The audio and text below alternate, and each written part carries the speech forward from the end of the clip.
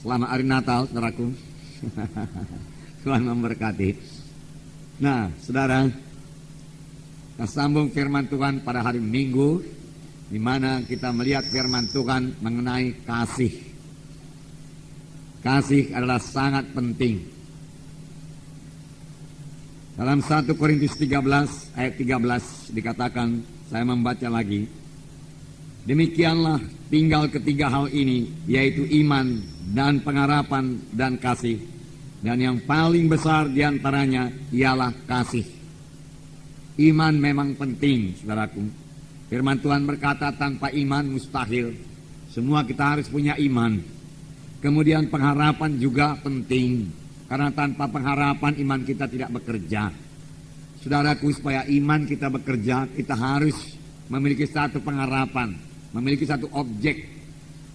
Memiliki sesuatu yang kita inginkan dari iman tersebut, yang kita harapkan dari iman tersebut. Itulah dia pengharapan. Namun firman Tuhan berkata, yang terbesar adalah kasih. Mengapa yang terbesar adalah kasih? Dalam 1 Korintus 13 ini juga dikatakan, mulai ayat 8 saya bacakan kepada saudara, kasih tidak berkesudahan. Jadi kasih itu sampai ke sorga.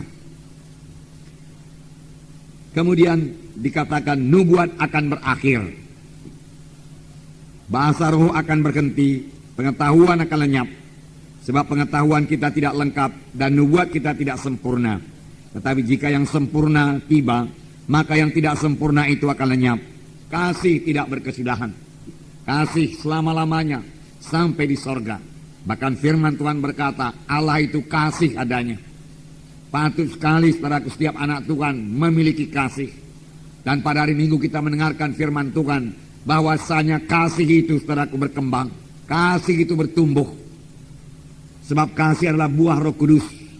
Kita mengetahui satu buah itu saudaraku bisa bertambah besar. Satu buah itu bisa berkembang. Demikian kasih kita saudaraku bisa bertambah, bisa bertumbuh. Dan memang seharusnya demikian bagi setiap anak-anak Tuhan. Kasih itu harus bertambah. Kasih itu harus bertumbuh. Kasih itu kekal selama-lamanya. Dan firman Tuhan berkata nubuat akan berakhir. Di sorga kita tidak perlu bernubuat lagi. Kita sudah bertemu muka dengan Tuhan Yesus. Tidak ada rahasia yang tersembunyi lagi. Kita mengetahui segala perkara. Jadi saudaraku, nubuat tidak perlu di sorga. Apalagi bahasa roh. Bahasa roh juga akan berhenti. Sekaranglah kita perlu berbahasa roh. Bahasa roh meneguhkan iman kita. Bahasa roh kita berkata-kata dengan Tuhan. Tetapi nanti saudaraku kita sudah bertemu dengan Tuhan Yesus, saudaraku. Tidak perlu lagi bahasa roh. Pengetahuan akan lenyap. Kapankah ini jadi? Bila yang sempurna itu tiba. Apakah yang sempurna itu? Tidak lain daripada Tuhan Yesus. Sempurna adanya. Dan dia akan datang kedua kali. Pada saat kedatangannya kedua kali, saudaraku, semua nubuat akan berhenti. Tetapi kasih kekal selama-lamanya. Oleh sebab itu setiap anak-anak Tuhan, saudaraku, harus memiliki kasih ini dalam hatinya. Amin, saudaraku. Bahkan bukan yang memiliki, tapi mempraktekkan kasih Tuhan ini. Kekal selama-lamanya. Tuhan Yesus berkata bahwasanya kasih itu adalah hukum yang terutama. Kasih kepada Tuhan Yesus, kasih kepada Tuhan, hukum yang pertama. Dan hukum yang kedua, kasih pada sesama manusia.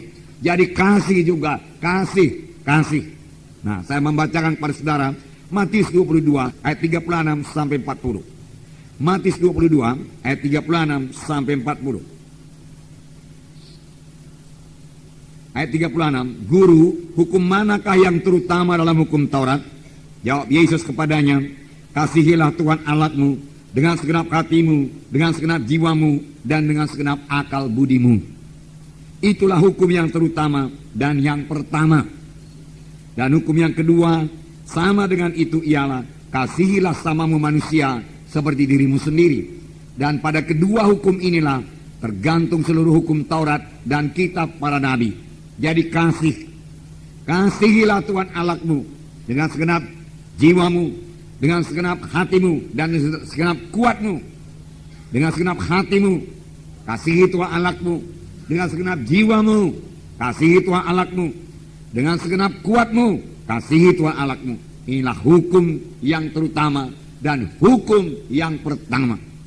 Dan Tuhan Yesus menambahkan hukum yang kedua, yaitu mengasihi sama manusia seperti diri kita sendiri. Saudaraku, mengapa saya bawakan ini kepada saudara?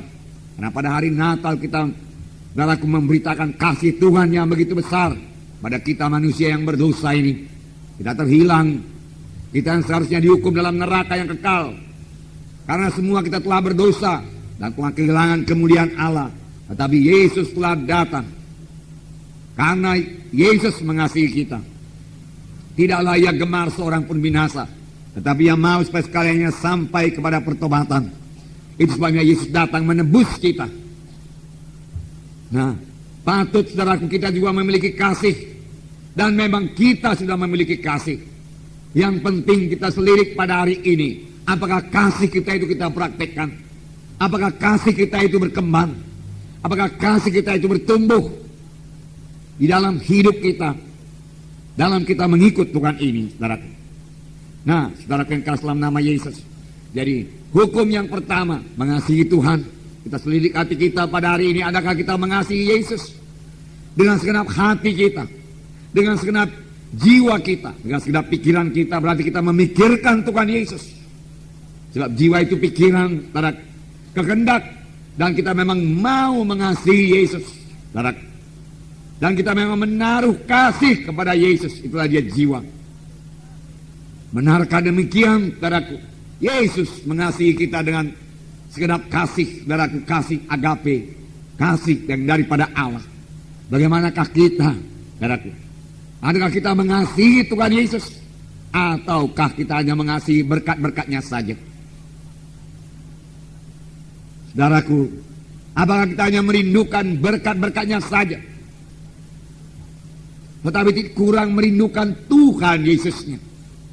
Raja Daud berkata, sebagai rusa rindukan air, demikian jiwaku merindukan Engkau, Tuhan Yesus. Dia rindu Tuhan Yesusnya, bukan berkat-berkatnya. Berkat-berkat yang diberikan Tuhan Yesus, saudaraku, tidak cukup, saudaraku, kepada Daud. Tetapi jiwanya haus akan Tuhan. Jiwanya merindukan Tuhan.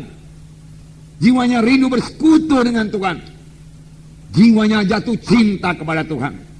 Apalagi ruhnya, saudaraku, jatuh cinta kepada Tuhan. Dia mengasihi Tuhan Yesus dengan segenap ruh, jiwa, dan kuatnya atau tubuhnya, saudaraku. Nah, saudaraku, dengan segenap keberadaannya yang mengasihi Yesus, saudaraku.